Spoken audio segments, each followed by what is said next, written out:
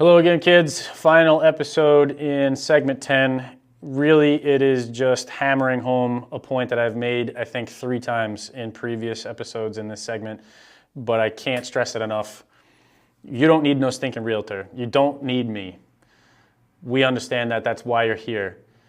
Document discrepancies is one of the easiest ways to lose money pre and post closing, and I wanted to just put the nail in the coffin to help you understand how important this is if you don't have a realtor representing you.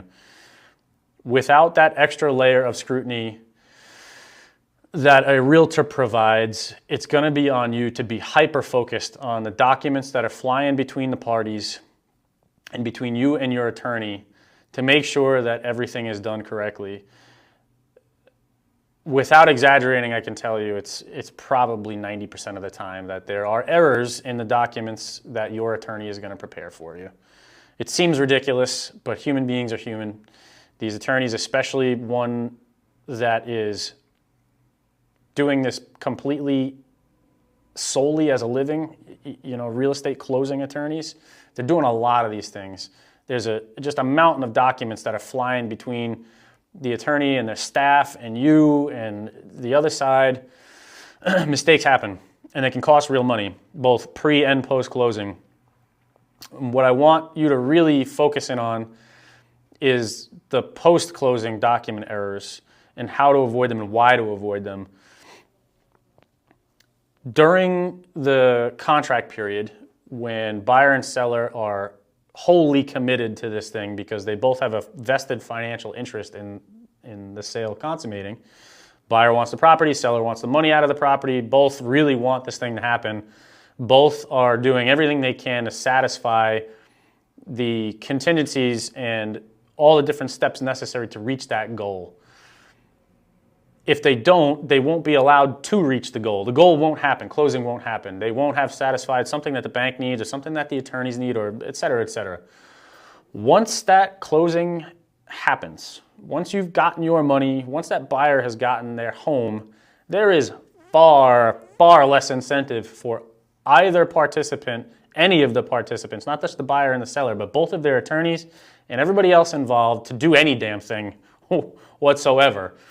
The goal has been reached. Everybody's been paid. If there is a document discrepancy anywhere in the process that's starting to cost you money, things that are common like the fuel adjustments being wrong, the buyer never made the payment for the fuel adjustment, these are just picking something out of a hat. There's a million different things that could happen that could continue to cost you money.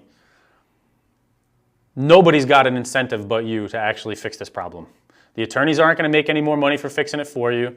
The buyer is certainly not making any money. They're going to have to cough more money up to help fix your problem. The lender couldn't care. They're not even involved in the process anymore. They got their collateral. They're making interest on that loan.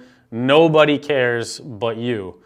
So if you've come to the point where you've recognized post-closing that there is some sort of document discrepancy, even though you did everything you were supposed to do, you hired an attorney early, you got those pieces of paper signed by yourself, the buyer, and everybody else involved that they would cooperate and facilitate any changes in the documents post-closing. They signed paperwork committing themselves to doing so. They still won't. Because they have no financial incentive in doing so, and we all know the world runs on money. Paper is just that, guys. It is slices of wood with ink upon them.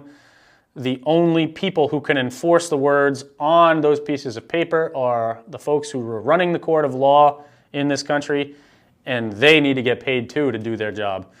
So until and unless the monetary damages that you are suffering as a result of these documents discrepancies start to increase beyond what you would need to pay an attorney or the buyer would need to pay an attorney to either get the money you're after or for the buyer to inure themselves against whatever this problem is, nobody is going to spend the money to take this to court to get the damages, right? Because the money you'd have to spend is more than the damages you would receive or the compensation you would receive for the problem.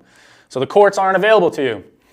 So the only thing that is available to you is being the squeaky wheel and going after everybody as hard as you can and as often as you can to get them to make good on their legal promise, that promise they put on a piece of paper to facilitate corrections in any document discrepancies, and it's difficult.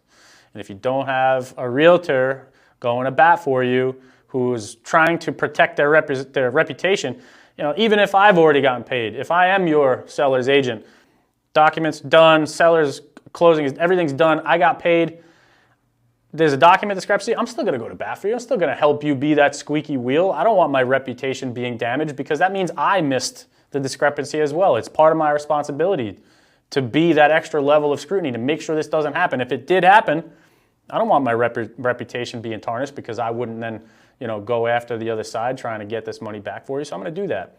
You've got to be that squeaky wheel. You have to be as loud as often as you have to be to get people to do what they're supposed to.